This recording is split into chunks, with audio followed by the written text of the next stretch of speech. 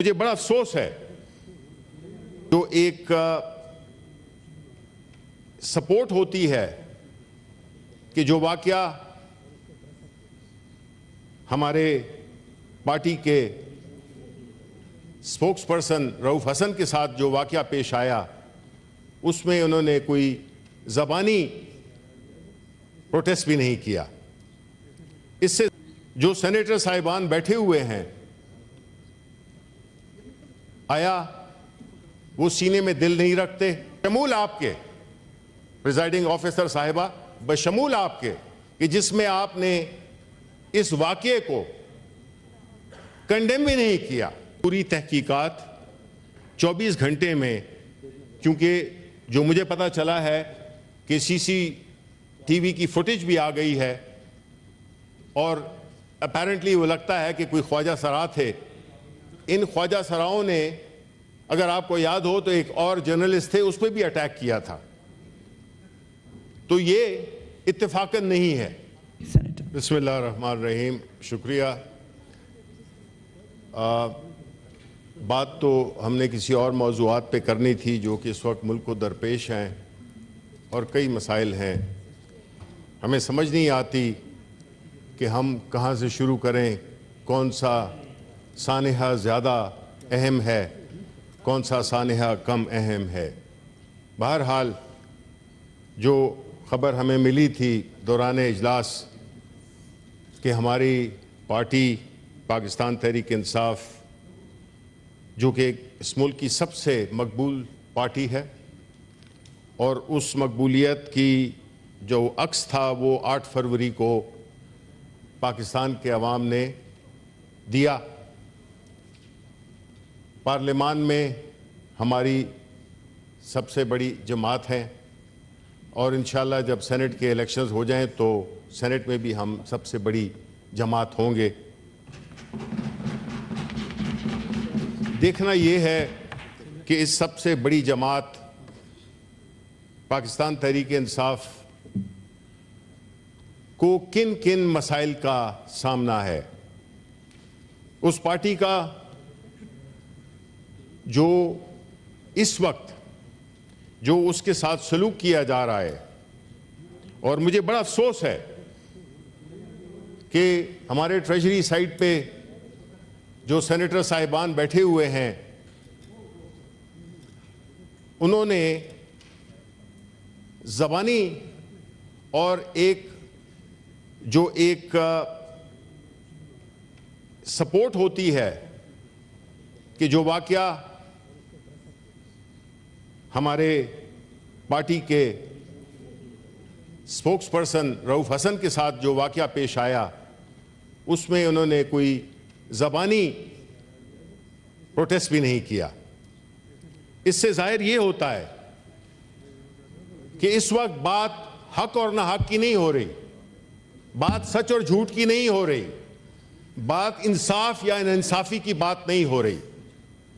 इस वक्त जिसके पास ताकत है उसी की बात, उसी का सिक्का राइजुल वक्त है।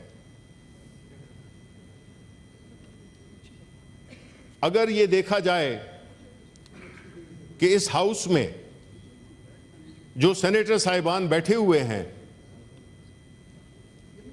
आया वो सीने में दिल नहीं रखते, आया उनकी कोई मॉरल वैल्यूज़ नहीं है, आया उनका कोई एक सियासी मैच्योरिटी या एक सियासी नुक्ता नज़र नहीं है।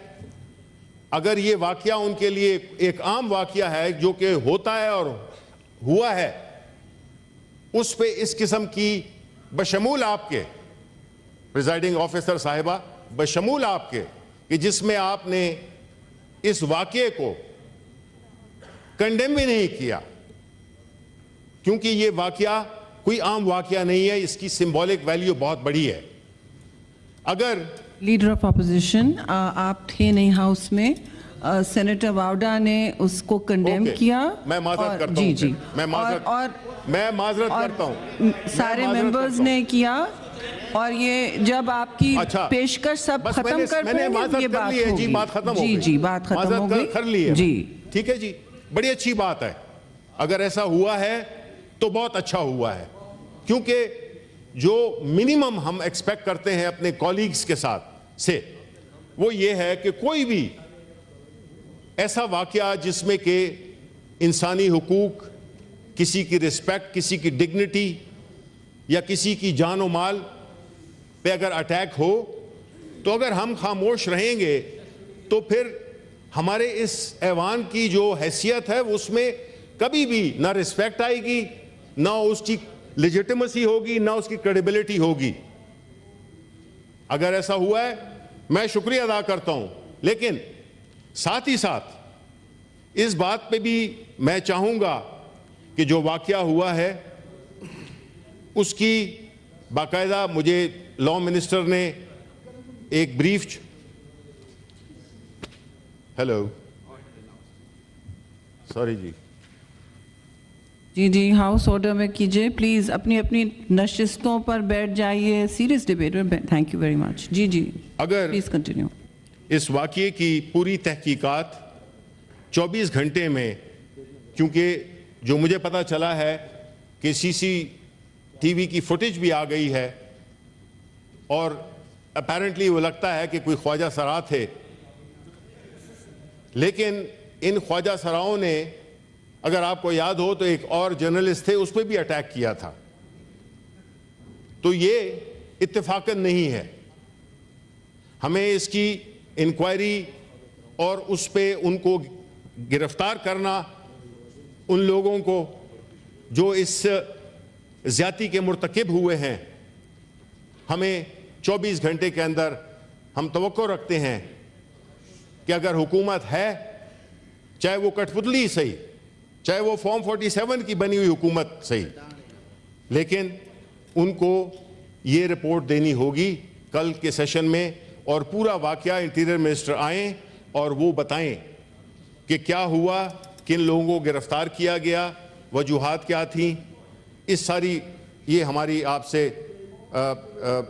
रिक्वेस्ट है कि आप डायरेक्शन दें इस मामले में कि हमें इसको, हाउस को आगाह किया जाए इसके सारे सयाक व सबाक से। दूसरी बात, मुझे अफसोस है कि हमारे जो ईरान के सदर हैं उनको ये शहादत हुई है और उनके साथियों की। हम ईरानी हुकूमत, ईरानी अवाम के साथ पूरी यकजहती का इजहार करते हैं और हम ये भी दुआ करते हैं कि अल्लाह ताला उनको अपने एक आला जन्नत में आला मकाम दे। सेकेंडली, जो बिश्केक में हमारे नौजवानों के साथ जो सलूक हुआ, जो उनके साथ तशद्दुद हुआ, जिस तरह के उनको मारा गया, पीटा गया और भी कई किस्म की खबरें हैं, हुकूमत Pakistan was conspicuous by its absence. Foreign office और बाकी दीगर वज़रा जो कि सिर्फ रिसीव करने के लिए गए, अपने फ़ोटो सेशन किए और बात ख़त्म हो गई। हम चाहते हैं जिस तरह खैबर पख्तूनख्वा की हुकूमत, मैं उनको सलाम करता हूँ, उन्होंने फौरी पाकिस्तानी एम्बेसडर टू किर्गिस्तान से बात की, उन्होंने वहाँ पे उनको ये ऑफ़र दी कि खैबर पख्तूनख्वा की हुकूमत जो कि इतने वसाइल नहीं रखती, उसके बावजूद हमने कहा कि हमने अपने नौजवान तालिब इल्मों को सेफली इवैक्यूएट करना है, और उन्होंने ये खर्चा खुद उठाया और अब 600 से ज़्यादा लोग स्टूडेंट्स वापस भी आ गए हैं और मज़ीद भी आ रहे हैं, जिसकी कि तमाम खर्चा खैबर पख्तूनख्वा की हुकूमत दे रही है। इसके बाद हम आते हैं जो अभी हमारे कॉलीग सेनेटर फैसल वाडा ने एक मुफस्सल तकरीर की, जिसमें कि उन्होंने बुनियादी तौर पे जुडिशरी को के बारे में, मैं ये नहीं कहूँगा कि हद बनाया है, मैं ये ज़रूर कहूँगा कि उन्होंने कुछ बातें की हैं, कुछ उनकी ज़ात से ताल्लुक़ रखती थी और कुछ उन्होंने सियासी जमातों के लीडरों के साथ जो भी हुआ, मुझे खुशी होती अगर सेनेटर फैसल वाडा इसी रवानी में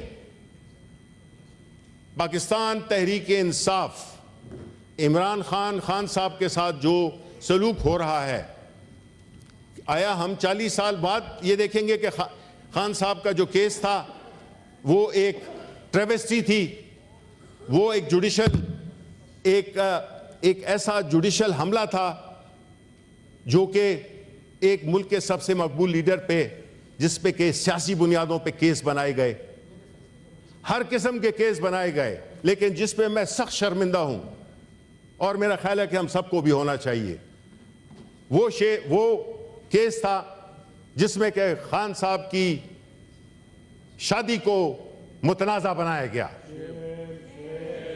कभी पाकिस्तान की हिस्ट्री में ऐसा केस आपने सुना है?